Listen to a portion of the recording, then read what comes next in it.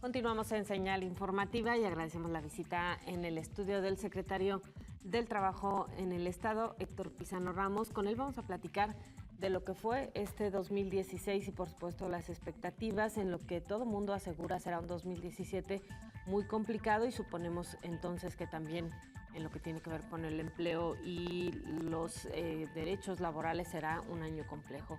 Muy buenos días, secretario. Gracias por estar con nosotros. Muy buenos días, Sonia. Al revés, muchas gracias por la oportunidad de estar aquí con tu amplio auditorio.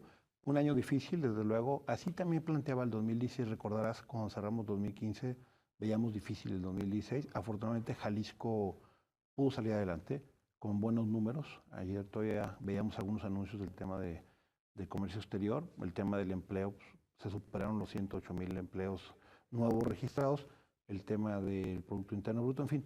Números que hablan de una economía que se ha venido fortaleciendo. Habría que ver también dónde es que los jaliscienses sientan ese beneficio en sus bolsillos, ¿no? Claro, en esta polémica que siempre hay con respecto a los números en generación de empleos y el tipo de empleo, sobre todo, que es otro factor que es muy importante, ¿cuál sería la evaluación realista de lo que sucede en Jalisco?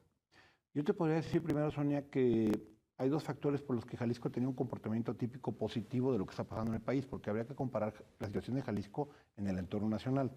Jalisco ha diversificado mucho su economía. Hoy tiene una gran oferta turística con un gran potencial. Tiene una fortaleza enorme en el campo, siendo primer lugar en cualquier apartado que quieras ver el tema agroalimentario.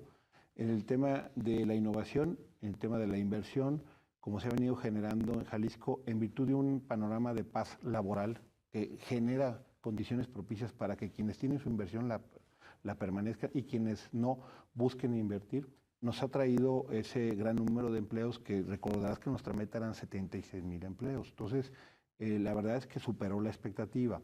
Hoy estamos en un debate de si los empleos que tenemos son con los salarios que quisiéramos que ganaran los jaliscienses. El gobernador nos ha indicado y nos ha instruido para que podamos tener ese análisis complejo.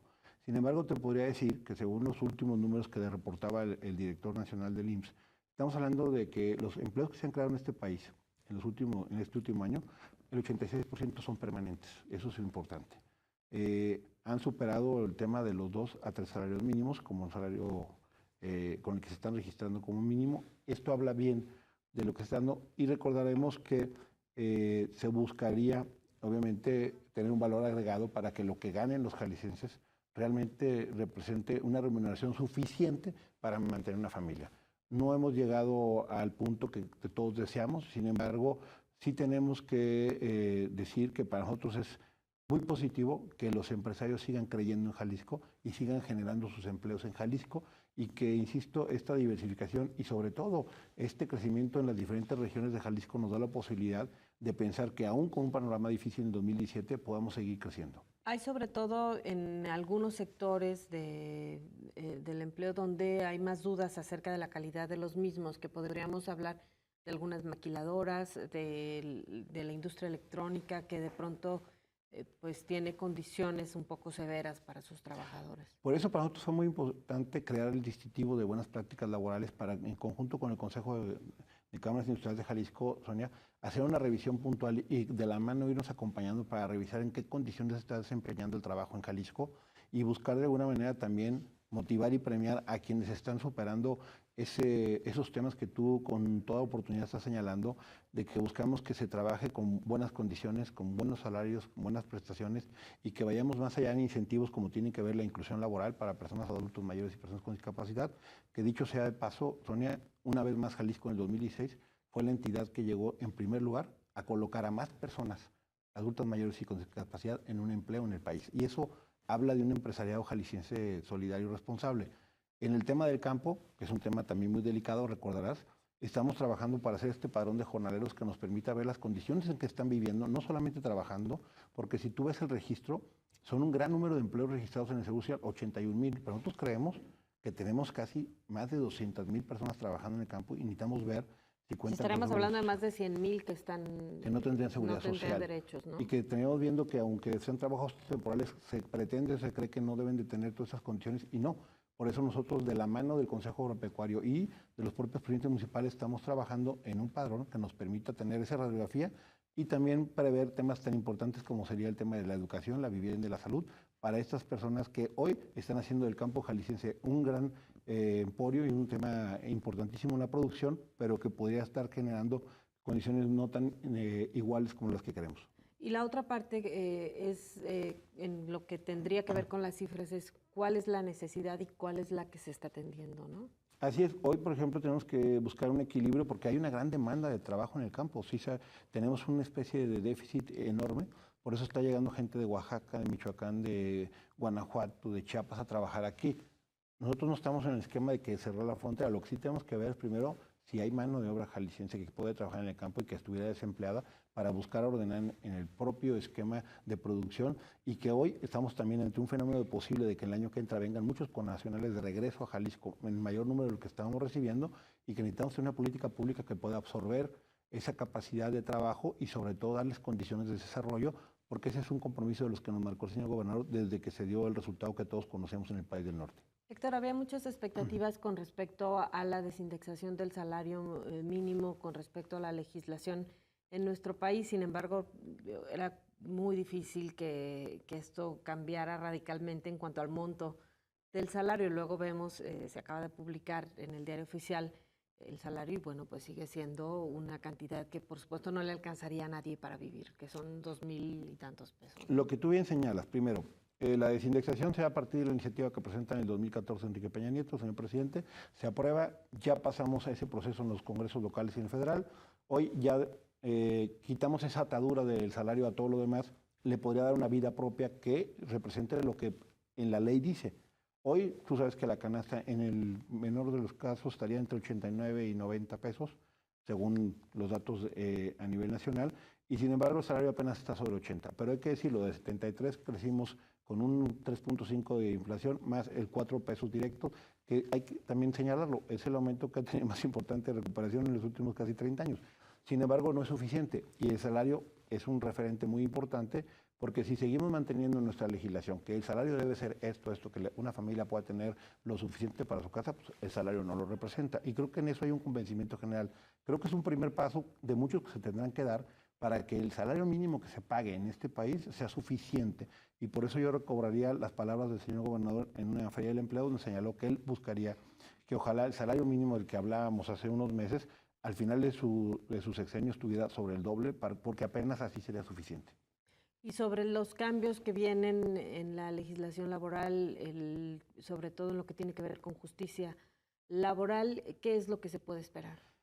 Primero, nosotros planteamos nuestra preocupación, Sonia, que vemos que el día de ayer la comparte la Coparmex a nivel nacional, porque en un momento de recortes y de crisis esto impone retos importantes, sobre todo financieros, de estructura de personal, que no vemos en este momento cómo lo afronten y porque aparte, aunque no lo diga la reforma, que esa es una omisión que tendrán que subsanar, tendrán que coexistir los dos sistemas, es decir, tendremos que mantener dos estructuras que impartan justicia en forma paralela por lo menos 3 años. Creo que ya lo vimos con el nuevo sistema de justicia, que no es lo mismo hacer la reforma en el papel que luego implementarla y sacar cuentas, ¿no? Y una reforma, Sonia, en el caso penal que duró 8 años, esta se pretende hacer en 1 año. Entonces, habría que entender los retos. Aparte, la motivación inicial para esta reforma era el famoso Tratado de Transpacífico, que hoy está en duda hasta que México lo firme. Entonces, hay que hacer revisiones muy puntuales y habría que abonarle al tema de la revisión de la Ley Federal del Trabajo.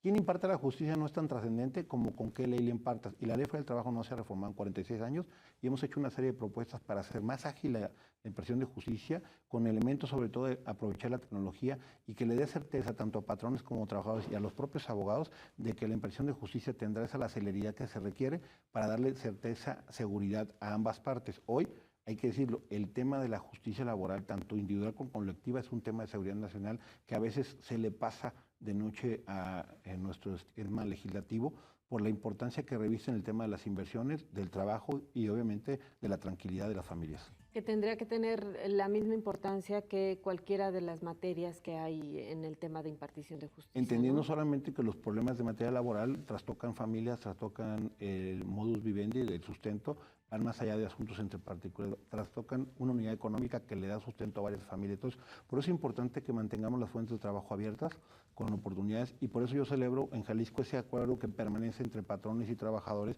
para que por lo menos en el tema de asuntos colectivos hayamos pasado una vez más con un año sin percances, donde solamente 10 huelgas estallaron sin que ninguna afectara ninguna fuente de trabajo y estamos hablando de más de 7,000 solicitudes que se pudieron conciliar porque hay un buen acuerdo en Jalisco de mantener esa paz laboral. Héctor, se nos termina el tiempo. Me gustaría nada más si tienes información sobre cómo cierran en el cumplimiento de obligaciones, en particular el tema del aguinaldo, las empresas de Jalisco. Tenemos abiertas las oficinas y esperamos que la gente que nos vea, ojalá acuda, tanto patrones como trabajadores, si tienen alguna duda. Ayer se venció el plazo.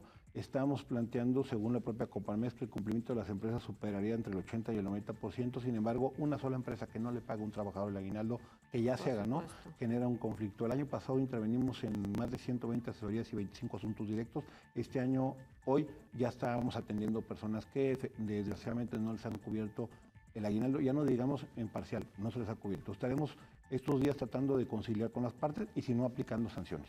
¿A dónde puede acudir el trabajador? A las oficinas de Palmas 30, enfrente del Agua Azul, estamos a sus órdenes. Asistan para que no solo podamos despachar una inspección y verificar o un citatorio para conciliar con el patrón, sino en su caso armar un tipo de acción, demanda, representando al trabajador para que le paguen. Muy bien, muchísimas gracias.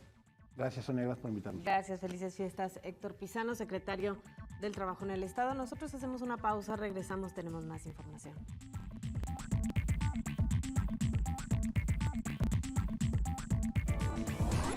Estás viendo Señal Informativa Emisión Matutina.